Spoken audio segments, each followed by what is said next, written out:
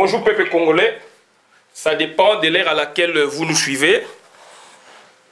Donc aujourd'hui, nous avons fait appel à M. Paris pour venir, n'est-ce pas, nous éclairer sur des questions d'actualité.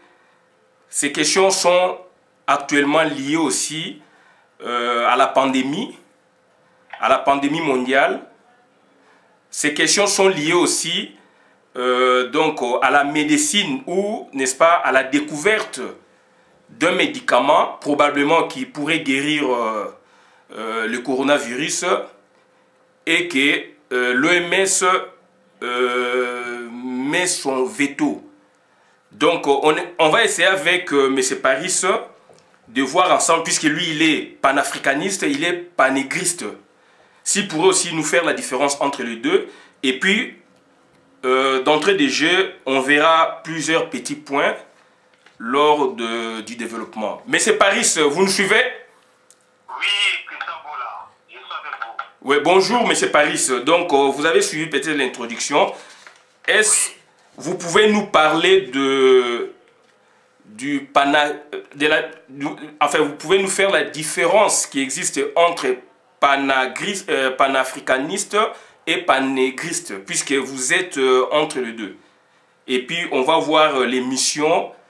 Donc le gérant d'Enclos, puisque dernièrement on a parlé d'Enclos, donc communément appelé État faible, État Machombe. Et vous allez aussi situer le Congo, il se trouve dans quel type d'enclos, et puis voir donc les missions funestes de l'OMS, puisque aujourd'hui l'OMS est au centre de tous les maux qui rongent, n'est-ce pas, les développements de certains pays, notamment ceux de l'Afrique. Je ne sais pas si vous pouvez déjà nous éclairer sur la différence entre panafricaniste et panégriste. Et puis, notre émission est en français et en lingala aussi. Merci. C'est à vous. Merci, Christophe Bola. En fait, panafricaniste, ce sont les gens qui œuvrent pour l'unité de l'Afrique. Les panégristes, ce sont les gens qui œuvrent pour l'unité de tout le monde noir, au-delà de l'Afrique, l'Amérique et les autres continents où il y a le peuple noir. En fait, les panégristes, ce sont des gens qui ont une aire d'action qui est beaucoup plus large que les panafricanistes, qui eux restent au niveau du continent africain. Je ne sais pas si j'ai été clair. Oui, oui, vous êtes clair. Vous êtes clair. Est-ce que maintenant vous pouvez nous parler sur la question, nous éclairer sur la question d'actualité, puisque elle concerne aussi notre pays, le Congo. Vous savez, nous avons un jeune médecin qui a découvert une plante pouvant, n'est-ce pas, traiter ou éradiquer le paludisme.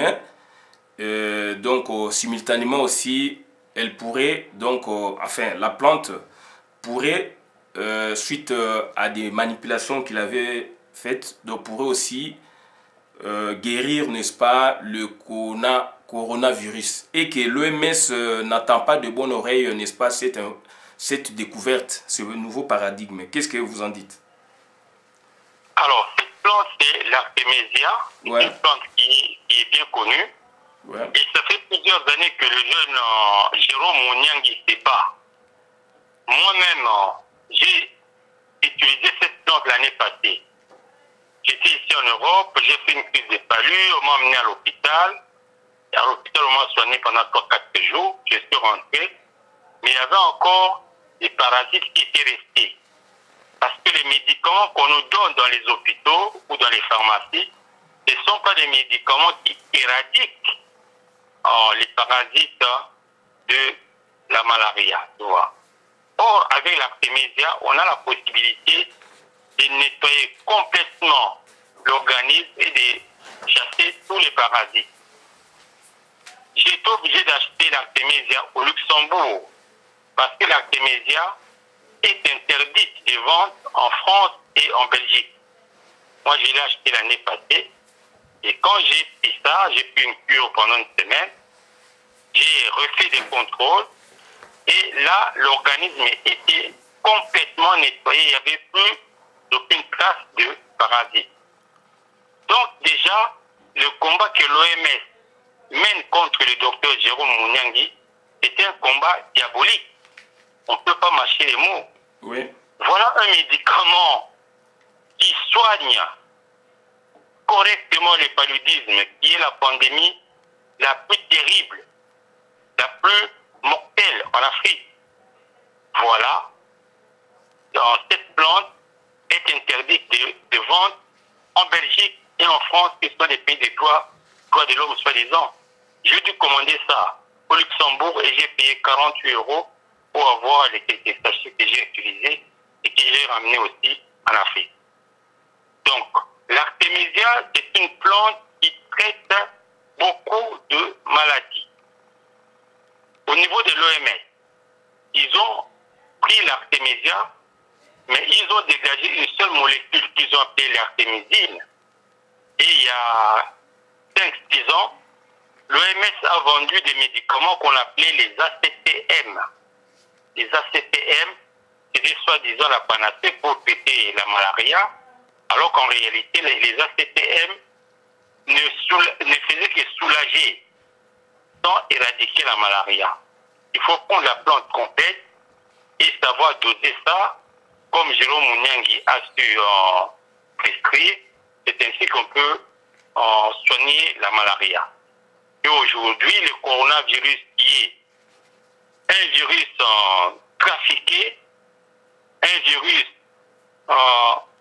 sur lequel on a ajouté des séquences du VIH, selon le professeur Montagnier, Oui, Montagnier, oui.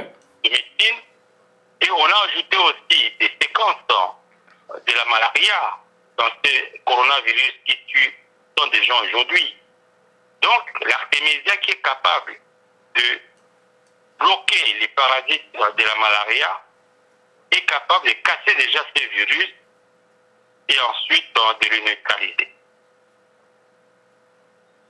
Donc, si je vous comprends, donc l'OMS n'est pas là pour aider, par exemple, certains pays africains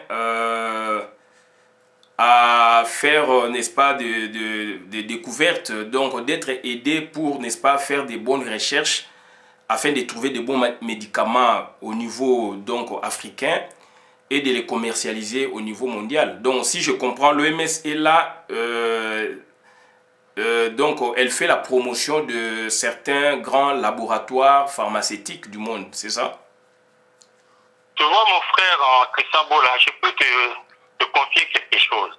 Oui. En 1989, j'étais en train de terminer l'université et on avait créé une association qui s'appelait Africa 2000 en mémoire de Thomas Sankara, qui avait été assassiné le 15 octobre 1987.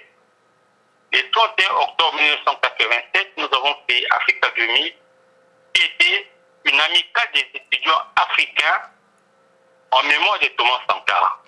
Comme on était parmi les organisations les plus dynamiques des étudiants à l'époque, l'ONU avait envoyé 2 invitations pour qu'on aille assister à un stage international à Genève. Et les 2 invitations, sur recommandation du doyen de notre fac, moi j'ai pu aller assister. D'autres camarades n'ont pas pu parce qu'ils n'avaient pas la recommandation de leur doyen. Quand nous sommes arrivés à Genève, on était une centaine d'étudiants du monde entier, une dizaine d'Africains. Moi, j'étais dans le groupe des droits humains et j'ai dirigé ce groupe des droits humains de 30 personnes. À la fin du stage, on nous a donné des formulaires à remplir pour les gens qui voulaient travailler à l'ONU. Je peux t'assurer, mon frère, que tout le monde a rempli ces formulaires. J'étais le seul à ne pas remplir. Et quand je suis rentré à Paris, les gens m'ont dit, mais tu es bête, tu as refusé de travailler à l'ONU. J'ai dit oui. Je ne peux pas travailler à l'ONU parce que l'ONU est responsable de l'assassinat de Lumumba. L'ONU, comme la plupart des agences du système des Nations Unies, ne travaille que pour les intérêts des pays de l'Occident. L'OMS, en l'occurrence, quand elle vient en Afrique, ce n'est pas pour soigner les Africains. L'OMS vient en Afrique pour combattre la démographie africaine. L'OMS a 2 missions. La première, il faut traquer les praticiens africains, Ouais. leur voler leurs connaissances millénaires, donner ça au laboratoire, ensuite dénigrer la médecine traditionnelle africaine. Et la deuxième mission, c'est de recenser toutes les maladies tropicales qui ne frappent que l'Afrique et trouver les moyens de les entretenir pour en faire des pandémies africaines. Donc, un pays africain ne devrait même pas collaborer avec l'OMS. Parce que l'OMS a pour mission de juguler la démographie africaine. Tous les chefs d'État, tous les gérants d'enclos qui prennent l'argent de l'OMS posent des actes de haute trahison parce qu'ils organisent la mort des Africains. Et Dr Muyembe a donné sa caution pour qu'on puisse, comment on dit, vacciner contre le virus Ebola à l'est du Congo. Et comme l'a dit le docteur Jérôme Mouniangui, il n'y a pas de structure, pas d'institution qui suit les conséquences des campagnes de vaccination dans nos enclos d'Afrique. Oui, allô? Oui, je t'écoute, oui. Oui, mais non, mais le docteur, je ne sais pas si je suis en train de brûler les étapes. Le docteur Jérôme Mouniang, dont on fait allusion, malheureusement, nous, on a lancé le message à travers nos vidéos qu'il n'aille pas, n'est-ce pas, au Congo, puisque Félix Tshisekedi, le président protocolaire, l'avait appelé. Mais nous aurions appris qu'il serait déjà au pays, alors qu'il devait, n'est-ce pas, rester là où on lui avait ouvert, n'est-ce pas, les portes pour continuer bien ses travaux. Qu'est-ce que vous en dites? Et puis, comment, quel est le palliatif, si je peux dire, par rapport au rôle, pas initial de l'OMS, mais au rôle secondaire que l'OMS suit par rapport aux pays africains. Quelle est l'idée, n'est-ce pas, palliative qu'on devrait, n'est-ce pas, mettre en route pour essayer un peu de voir clair, essayer un peu de contourner un peu la logique de l'OMS pour que nous soyons un peu autonomes, à l'instar de pays tels que la Corée de Kim Il-sung, d'abord le père fondateur, puisque lui, j'avais lu son canevas de révolution. Dans le canevas, il parlait de la modernisation, n'est-ce pas, de l'ère médecine traditionnelle.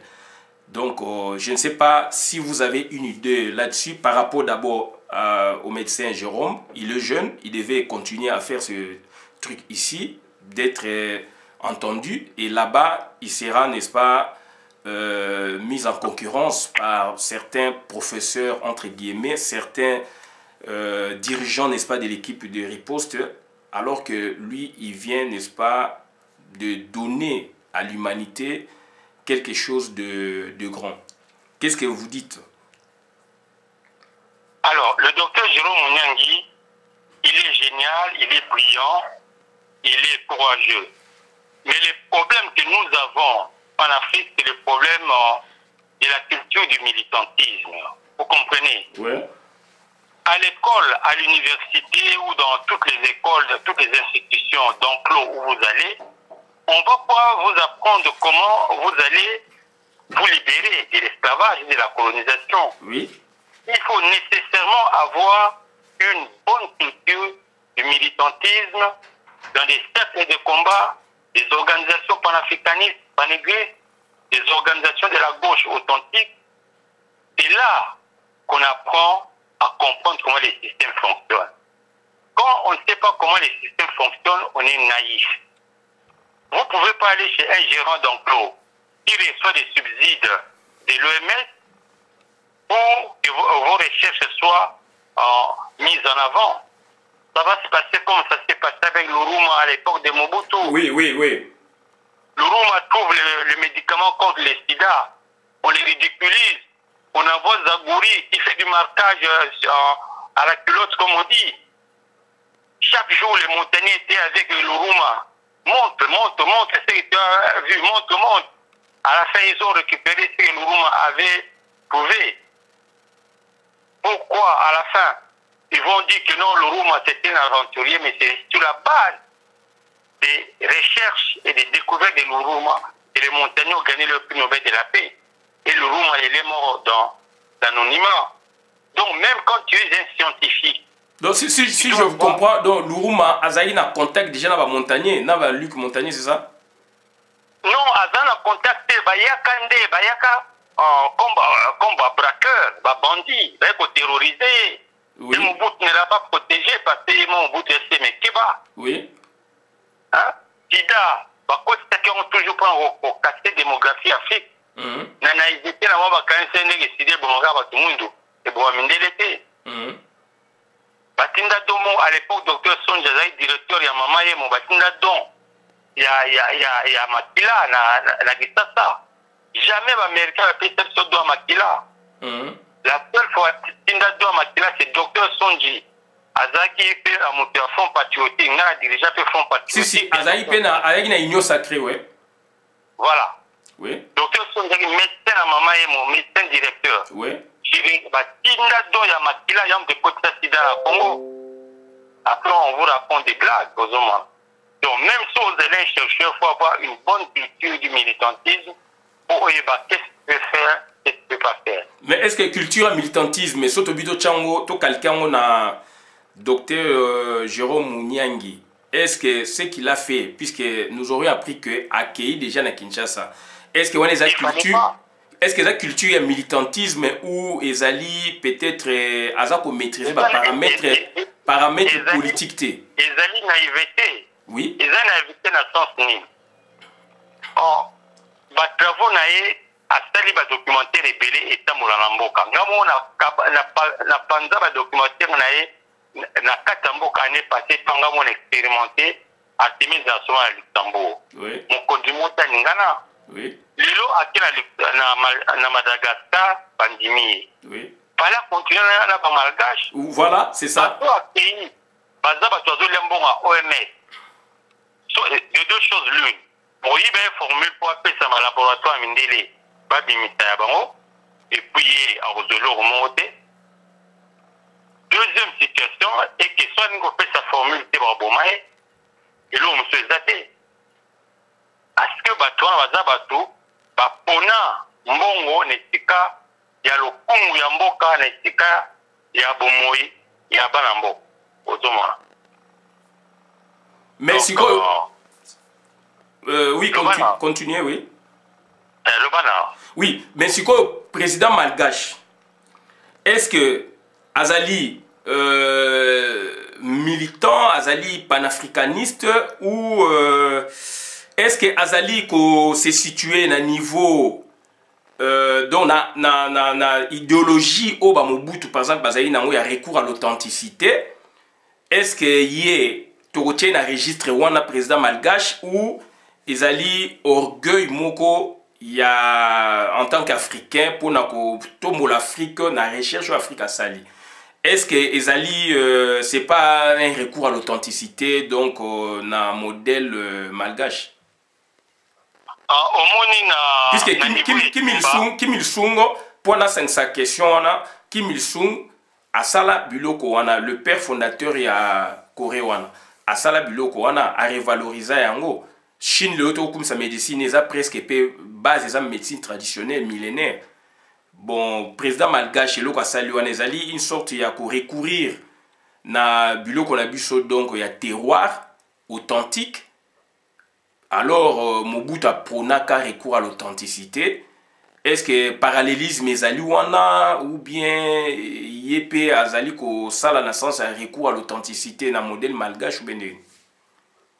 Alors, na ozali boso pa ya président ya malgache, ya Madagascar. Oui. Omoni Netumba, tous à la enthousiasme, tu veux comprendre? Oui. Vous m'aimez na bomu tous à l'enthousiasme. Madagascar et Zambok et Zankat Afrique, mais Bangomoko, Banimonaka, joue Baling Bazar africain, joue Baboy Bazar africain, tu veux comprendre? Ouais, basiatique, tout ça, bah neutre. Voilà. Ouais. Voilà. Donc, mes présents en Boka, Azamaye les nations ni. beaucoup les autres pour mon kili au qu'on dit maté n'est qui n'a stratégie autre aux activités d'ici 18 mois. Ça c'est la sorcellerie. Et sur la petite raison, il faut que le bas biso toko mekakisi oyo ozo comprendre. Ba mekaka toujours tout est simbi bien que vous corriger. Vous dans la position que acquis ces actes. Ça c'est la sorcellerie. Il y a bien une industrie pharmaceutique. Ouais. Voilà la paix, c'est le président Madagascar, Longonia, mais dans le vie, ils sont africains. Tu vois que Madagascar, Bazan, tu vas bien à Bangembo. Côté où ils sont africains, côté où ils sont asiatiques. Alors, président, on le dit qu'il va te Corée. Bazan a raison dans le sens que Mboka nyonso tout et kumisaka bokoko na yango. Oui. Mayele nyonso tout ezwaka etala ministisa na kata bokoko na yango. Oui. Médecine va médecin na biso bazoyo kola na l'école. Eza médecine de mundela zola karo mais eza médecine de biso afrique to kosala te. Otomona. Po mundele asonia kaka musuni. Ozo comprendre? Oui. Na médecine na biso atumundu avant Moussuni, il y a les aspects spirituels et psychologiques. Oui. Dans les aspects spirituels, les akaka moli moté, il y a bien que belé, hein? Owalowaka, il y a mutu, owalowaka, le nom secret à mutu kombonae, owalowaka les cas, la force vitale à mutu. Donc, mutu azali, dans le bandeni, une composante où il y a beaucoup d'énergie. Ils ont circulé dans quatre nzoto n'était autour de nzoto nae. C'est ça qui fait un être humain.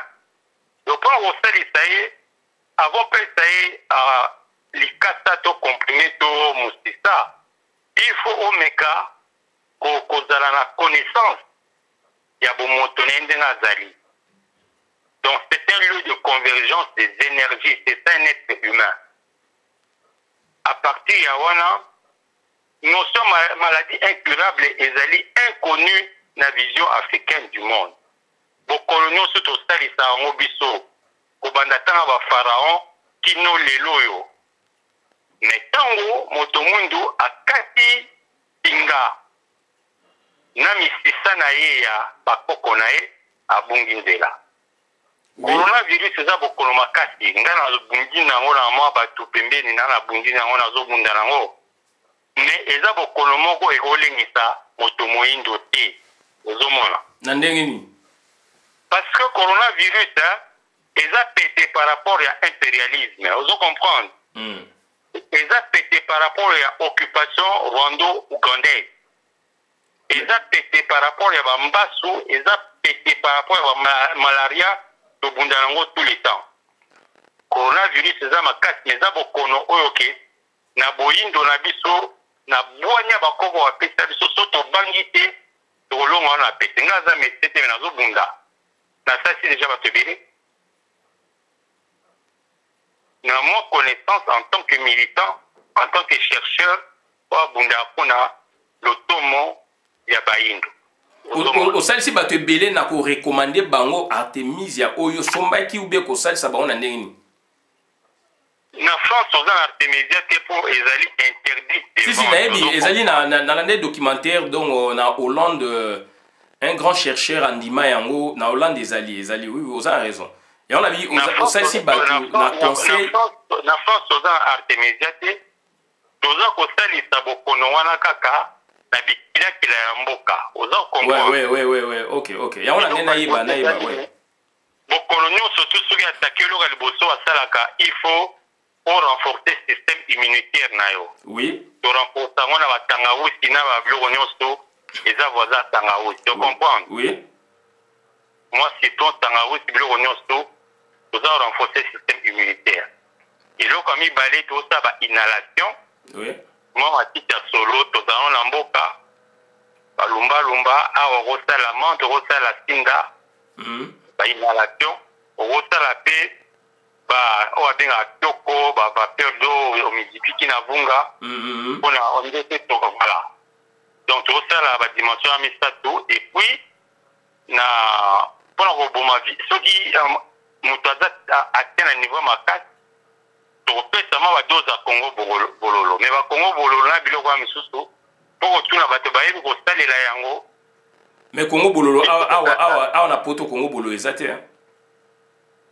toza na bangadiede na bafoyer bisika ebele oyo kosalela yango ende fo kosala yango doze ya moke soki oza nango te ezwa kaka makasa nini poso ya citron tokisi epuis omeli yango ntongo pokwa midi esala kitoko ozomona ezelo ekobangisa biso te.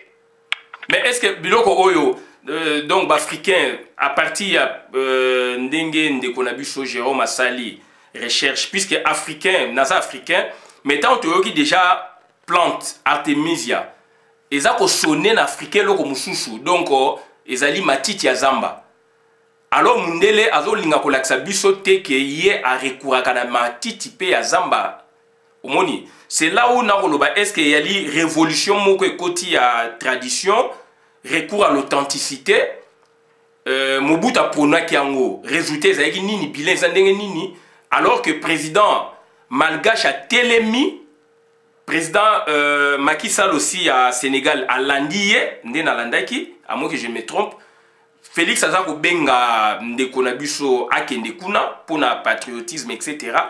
Mais on a dit, est-ce que le Congo n'avait pas raté déjà du temps de Mobutu ce qui se passe aujourd'hui? Donc, est-ce que recours à l'authenticité au Mobutu à l'Obaki, ils ont enveloppé dans la théorie ni niveau pratiquement. Bah négliger qui côté médecine et qu'il y a qui mingi na ba volet politique. Alors politique médicale bah mon qui a monté politique donc voilà et là puisque aujourd'hui tout comme qu'on zone na ba plante ezali base bien sûr nzambe mutakeli yango matiti ya zamba ebikisaka ba yemba ngo pe na banzembo lelo président monene ya mboka pe Madagascar ya lokumu etelemi albinga naza souverain matiti oyo kisi nango ezo sasa mboka na ngai ba président africain musu babani ko joa pas contre souhait ya OMS. Est-ce que Congo, sur le panorama ya histoire à Congo, il y avait recours à l'authenticité? Il y a un anito décortiqué ngana au moins mouké et là on y a une carte enveloppe pour un recours à l'authenticité. Donc on n'avait pas vu le volet médical alors que tous les tradis praticiens donc médecine il y a beaucoup qu'on a vu sur les airs makasi. Au moni recours à l'authenticité. Les idéologies démis à la suite, il y a des travaux à professeur chez Contadio. Oui. Et Contadio, dans la vie que non, il y a la profondeur de biso, banda bakoko na biso ba pharaon batika. Et quand il y avait une génération, il y a banambo kabatomaïle, bamabika kalanda. En 1962, na Katialovanium, tozana bato ya mayele ebele babambika kalanda na unikin actuellement unikin oui voilà na Lovanium donc na 1962 azali na organisation bandaki kobenga UGEC Union Générale des Étudiants Congolais oui UGEC na plateforme na ye asala ba revendication ya révolution culturelle oyo Mobutu ayeko récupérer na 71 donc 9 ans plus tard parce que l'étudiant va conseiller à Mobutu à récupérer yango et à recours à l'authenticité. Et c'est là que le mot kitoko. Malheureusement, Mobutu a souscrit authenticité à niveau de la surface, à niveau de la folklore. Son Mobutu a même qui recours à l'authenticité na Bozindo. A l'ingé ko sala biso ba recherche archéologique ya makati. Tout le cas ba civilisation et les cas de la RDC, kobanda na Ishango, histoire mathématique banda, oui. Kobanda na ba Katanga, Royaume Congo, Royaume Mongo, Royaume Luba, hein?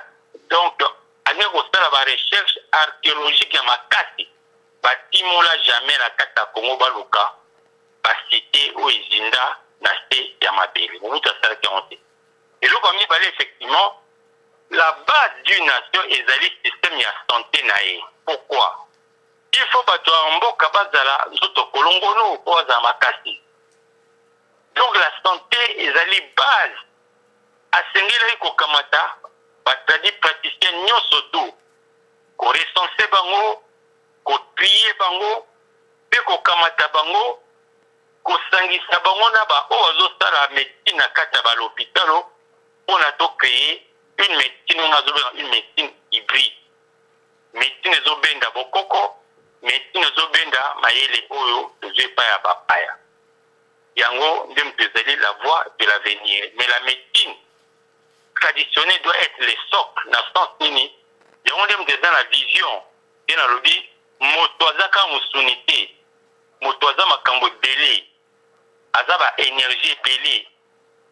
Mobutu arantaki eloko wana omoni apesaki authenticité mingi bayembela ye babinela ye vraiment na nsima abungaki nzela. Mais lokola bachinois meme lelo bapesa mokolo na bokoko na bango te me bacoréen biso mpe tosengeli kozonga na bozindo. Retard eza te, on peut toujours récupérer. Retard eza te mpo babuku ezali. Babuku ba pharaon batika ezali, babuku ezali ya médecine. Mais babuku eza na maboka mindele. Oko papyrus Erindo, papyrus Edwin Smith, eza sur mboka ni ba papyrus eza ebele oyo eza koloba même masolo ya ba opération ya moto 2000 avant Jésus-Christ. Ba papyrus ezali na kati ya mboka mindele. Mais comme mayele oyo eza ya biso eza makila na biso. Soki tozongi tozwi bonsomi toza capable na ba recherche par réminiscence ya kolamusa oyo elali na kati na biso. Tozali capable ya kolamusa oyo elali kati na biso mpe ya koretrouve bwanya oyo bakoko na biso bazalaka na yango. Donc etumbo toza yango lelo ya coronavirus eza etuma moko ya bien parce que eza kooblige biso to remettre en question médecine oyo ya lelo tosalelaka lelo eza médecine ya kitoko mais eza médecine moko eza mwa pete eza na kilo neti médecine bakoko basala te oza komona. Mais est-ce que na ndengo zoloba wana na peut-être au contredire nga mais moi je trouve que ba médecin au bazali ba yekoli médecine moderne donc occidentale ba monaka ba médecine traditionnelle lokola ezali charlatanisme donc on est kinganga kisi ki boye alors kinganga kisi ezali donc ezali bokoko na biso équivalence fonctionnelle. Mais est-ce que mariage wana ezali possible lelo puisque ezali kaka ba politique nde mutu bakoki kosangisa pe bango. Est-ce que mariage wana ezali possible lelo pona lobi toza na médecine hybride ou soki eza possible est-ce que OMS akoya kotia panzi likolo te? C'est ça question nanga na poser. Puisque toujours mon makambo mingi bino bolobi boye bango baye OMS aye alobi boye. Voilà. Mariage wana ezali obligatoire parce que tozali na bakadi pâtissier ebele bazosalisa bokono ebele na kati ya mboka. Toko néglige savoir na bango te connaissance na bango te. Toza pe ba médecin bayekoli na médecine ya ba hôpitaux bazosalisa ndenge ya malamu. Poto sanita les deux mariage wana ezali obligatoire. Mais si on peut marier bango de façon efficiente, les autres tozala na bakonzi oyo bazala boanya batentente ozomona batentente bamiyibite ozokompa batraite bakolabote po moyibi elimu centre kitayepa moyibi ta elimu centre kitayepa ya moto oyo aza motema pio aza bolingo baninga aza na ngolu na motema na ye. C'est là que azoba inspiration. Donc mokonzi ya mboka bakonzi ya mboka fo baza bato ya bwanya bato aza na ngolu baza na compassion oyo ke mokonzi akoliaka mbala moko na pokwa soki asasure ke bato na nyonso tune kati ekolo bale kaka bakonzi nde bakoki komarier de façon efficiente la médecine traditionnelle, la médecine millénaire et la médecine des hôpitaux. oza komona. Et puis donc ekokende ndenge lobi bakonzi wana ekokende aussi na réforme ya ba programme ya université. Tout à fait. Oui. Alors par rapport à OMS, nous avons déjà que tout ce que OMS, dans une organisation, mon photo kabwana bango. Pourquoi? Par exemple, mingi ya Nations Unies photo kabwana bango. Pourquoi? Naza d'accord non mais pourquoi? Parce que baye en Afrique pour la mission mongo ko kiti sa démographie na biso ko bomande biso baye o sa biso te. Ata MONUSCO et na Congo pour sa biso te. Oui. Soki na bino beta machine avant MONUSCO akota na kata RDC. Zone nombre wa Congolais ba kufi ne tumana ba Rwandais na ba Ougandais. Banda MONUSCO akota zone nombre wa Congolais ba kufi. Au moins te to kufi mingi ta MONUSCO kufi pour akoti. Pourquoi? Parce que tant MONUSCO akoti ayende ola les sopongi. Ozomona. Net yo Kistambola oza un problème tant ozokola. Oza un problème mutumo akalakayo. Amo pomba mo akalakayo agogola ko nzela. Sikoyo. Soki mutu muso abimiki aye par exemple pomba bite Kistambola ko banga tinga na obundela yo. Yo siko ogumi mapeka ozozela pomba oyo aye o défi a obundela yo. Mais au moins mokola etumba pomba ngo akimi na ye yo zuru kutu. Ozo comprendre. Mais soki ba beta kayo oza na pomba te ndena lobaki mokolo wana. Toi toke ko sala masano na etumba. Weko ya libanda na mukato. Soit toke ko kata bilai. Oui. Oyo fe o bunda etumba olonga.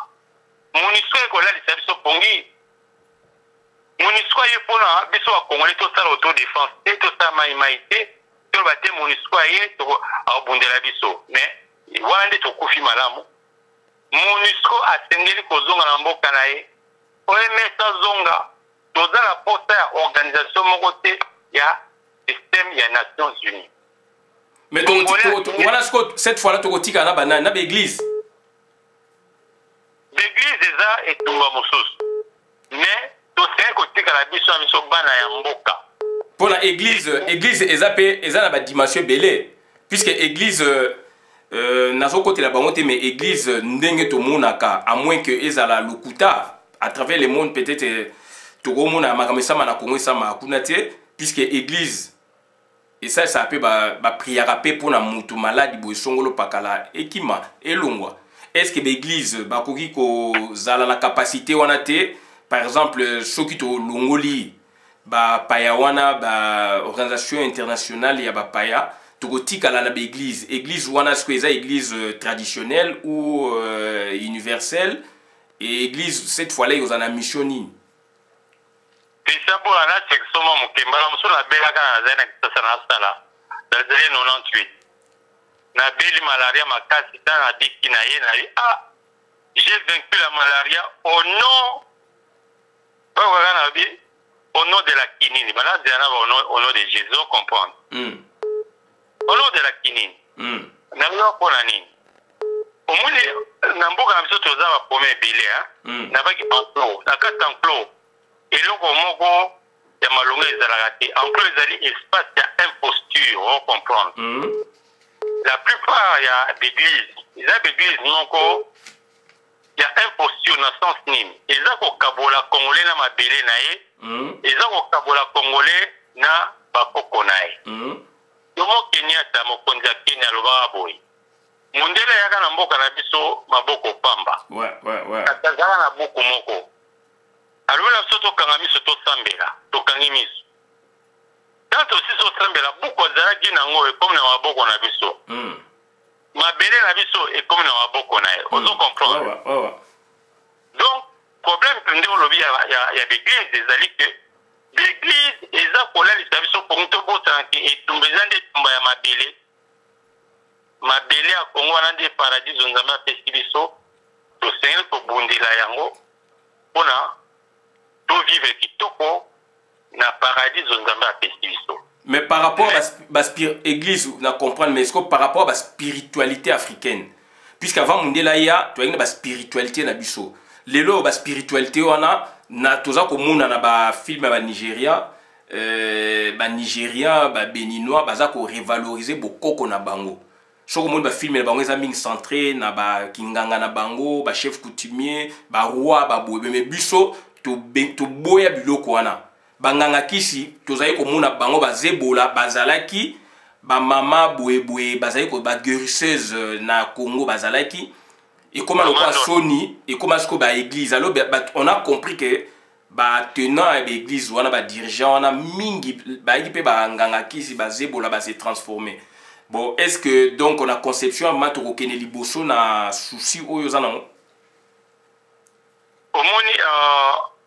beaucoup ya mokena sara pamphléon là-bas Dieu s'en fout na loba boy na loba nzambe asala yo mutu salela oza komona bamboka nyonso to mokili okende na Japon bapesi bango bouddhisme ba japonais bakamati bouddhisme bakoti bokoko na bango bachange kombo ekomi shintoïsme oke na Chine baza bouddhisme mais bakoti masolo ya Confucius ya Lao Tzu ya bato abonde na bango po bokoko na bango ekufa te oke na Inde basambelaka ndenge bakoko na bango batika bango oke na Israel basambelaka bakoko na bango banda Abraham ti banani oke pa bamusulman bazosambela Mahomet na bakoko na bango kaka moto mwindo aza neti ke apelisi moto na ye voisin pa apelisi moto esika pupula moto na ye ye azopupula moto ya voisin azopupula ba Abraham ba Moïse ale bakoko na ye balali pongi ya la muti apesi ngenge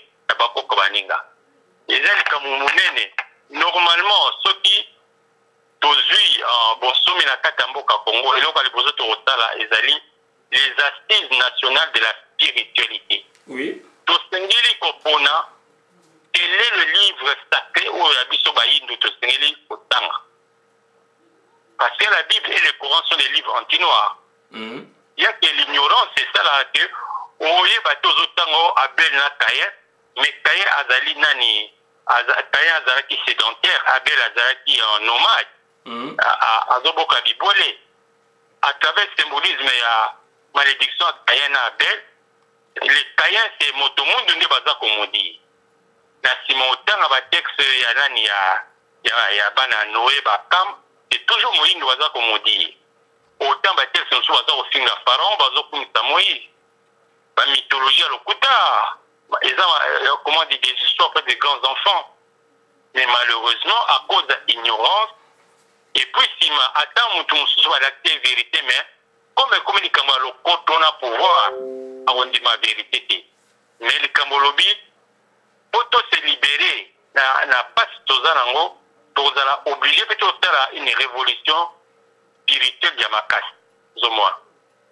Tozé ko sambela nzambe mais kotosa bakoko na biso makila Lumumba eza motuya mpona nga kongole makila ya Lumumba eleki ya moto akufa na Palestine na kilo okokama me naza cohérent Lumumba akufi mpona nga bakabuli eteni nde balukaka basécession na kati ya Congo nde balukaka kokabola kobalkanize Congo eza symbole ya mystère ya Osiris ozali bakata ndambo nde bakata Lumumba ndambo sikoyo congolais makila Lumumba ozomona yango sur le plan spirituel te ozomona kaka ya moto akufaki na mboka bayuda masolo eza mingi deko isabola et merci mingi ndenge vraiment oévoquer likambo yango ozomona parce que même etumba na biso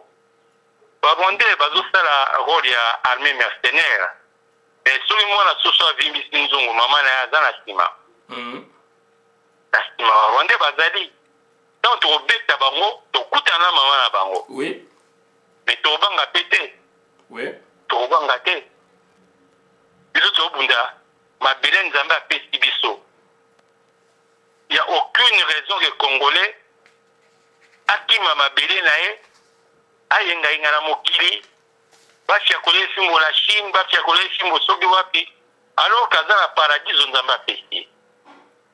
Mais dernière question puisque totikali na ba 5 minutes nangina lo baboye comment lutter pour garder le contact toujours avec les institutions en a ONU avant que biso to sa position.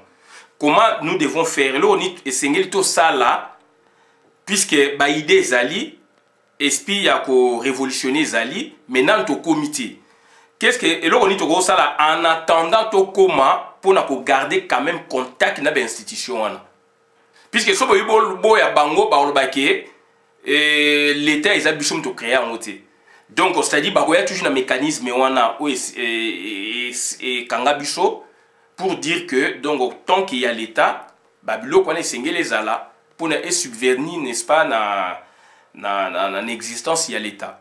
Donc comportement nini to ko afficher biso ba congolais biso ba panafricaniste donc ba panégriste.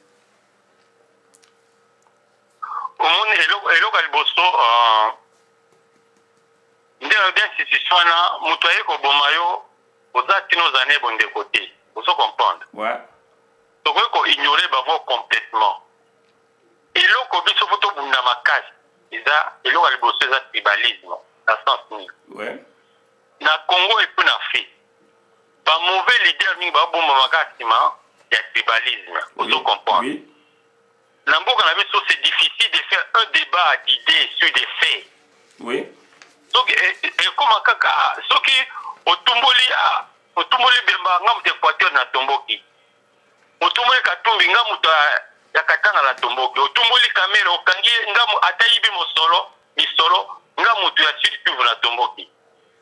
Tonga Congo bongote. Au tumboli ne mwana semi bataba Congo batomboki. Batomboki. Donc un peuple qui n'a pas le courage d'affronter ces vérités est condamné à disparaître. Oui. Un peuple qui ne veut pas affronter ces vérités est condamné à disparaître. Tout ça, le débat sur les faits, la mémoire historique, dans le tribalisme, et local bosso, pour lutter contre le tribalisme. Et local mi balé, je lance un appel à la jeunesse nabiso. Bah jeune, en Afrique du Sud, dans la Kodenga, la jeunesse, on kotoé jouer. La jeunesse est le fer de lance d'une nation. Jeunesse nabiso muto azana a stingi et père la victoire nabiso na mabo. Kasi soki ba jeune nabiso balingani te. O bana kauka na bana mombe ba yo kana rate. O bana gisenzo ba matete ba yo kana rate. O kuluna ya Ista eliki kuluna ya IEC. Kuluna, on dit bien Kuluna ya Ista eliki ya IEC. Kuluna, c'est grave. Oui, mais donc voilà, ce sont des étudiants. Bazali élite. Donc ba Kuluna ba komati na ba université. Ba sala Kuluna ba bunda na balabala. Donc je lance un appel à la jeunesse na biso boye baté. Jeunes congolais oazako attaquer notre jeune congolais azamo loki ya mboka. Bino mtu osimbi ekrea masolo. Boyokana, bolingana. Et quelle est la première richesse d'une nation? Pour Atosoukissa. En outre, quelle serait la première richesse d'une nation? C'est sa jeunesse. Oui. C'est sa jeunesse nabiso. Donc, badima mitambo batia bango ya koswana kobunda bango na bango. Jeune akobundisa, moninga les jeunes aza moloki ya Congo, aza kolabo, aza traître. Bolingana, bopesana maboko, bosala unité. C'est le point de départ de tous les succès à RDC. Une jeunesse congolaise unie. Ba jeune bazan extérieur, ba jeune bazan à Katamboka, ba jeune bazan à province, ba jeune bazan à Katagisasa, bolingana, bostalisana. C'est ça le grand secret au beaucoup libéré, beaucoup kangolamboka wala.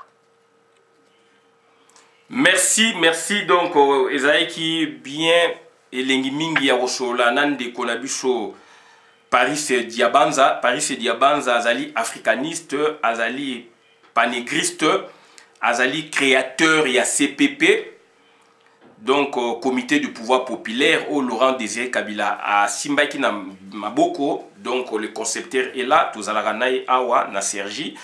Donc, bandeko nangai, tobo lekanaye, azana minga koloba, c'est question de temps, et puis tout harmoniser, n'est-ce pas, planning na biso malheureusement tous en confinement mais bon préoccupation pesali donc mais c'est Paris to meki kotala na ye n'est-ce pas rôle ya OMS na kati ya mboka na biso monene Congo et to meki kotala rôle OMS azali ko ça en Afrique azali ko ça na Congo et puis to parler aussi na prouesse ya jeune docteur chercheur monene ya Congo docteur Jérôme Mouniangi.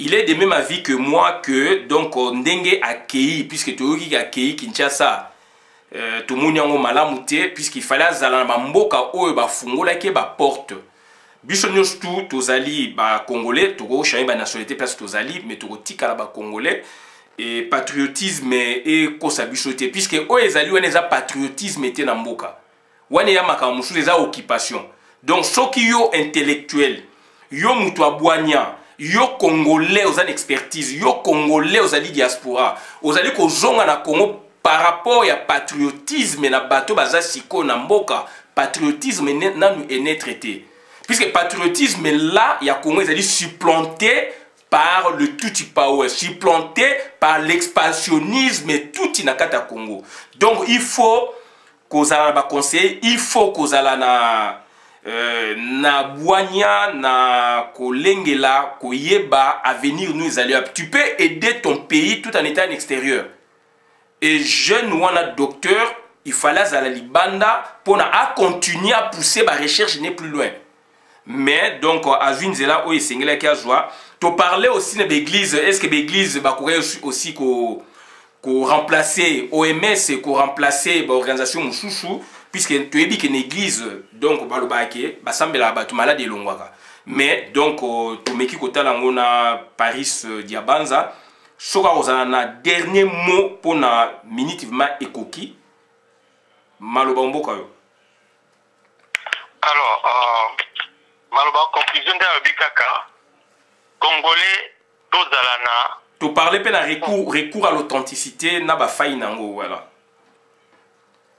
alors recours à l'authenticité ezali koyeba opesa lokumu na bakombo bakoko na biso koyeba opesa lokumu na lolenge na biso ya kolia lolenge na biso ya kosalisa bokono lolenge na biso ya kolata batissu na biso ya mboka tozongisa barafia to améliorer po totika kovivre lokola baconsommateur car tozala bacréateur ya masolo nyonso to totika kolia biloko ya mabe bamorceau soki nsima ya dendon ttT o soki Thomson esali mbula nkama na ebale ttT na nzela masini ttT tolia biloko na biso ya mboka tolia ndunda pondu tolona topepa mbisi tobokola bibwele tolia biloko ya biso ya mboka Made in Congo c'est le slogan de la révolution oya mokolo lelo nalo Made in Congo. Merci Made in Congo. Donc Sengeli na ba gouvernement oyo koyaka prochainement il faut qu'on achève les recours à l'authenticité puisque le panafricaniste Paris Diabanza azali clair là-dessus.